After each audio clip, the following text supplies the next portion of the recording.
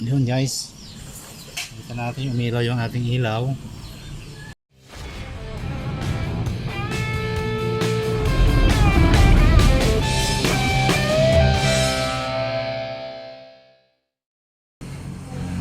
Napakita ko sa inyo itong aking battery case na gawa sa angle bar.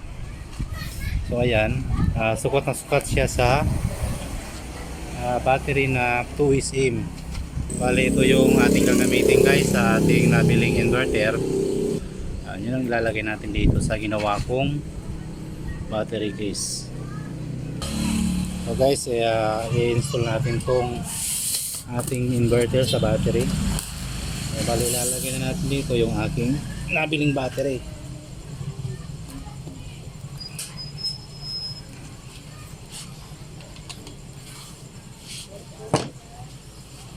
Yung ating inverter na galing sa Shopee. Bali dito yan.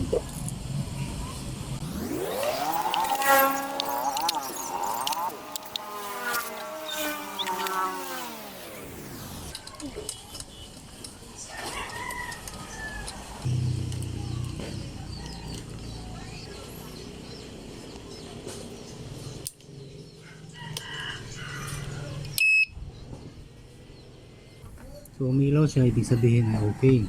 Ngayon tatry natin siya ngayon sa ilaw kung iilaw.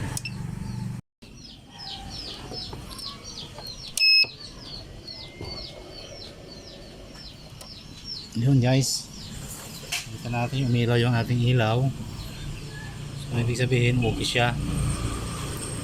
May mga gamit na tayo pag brown out. Gamitin natin to guys sa electric fan, kaya-kaya yan. Kaya kahit grinder ay kaya yung drive.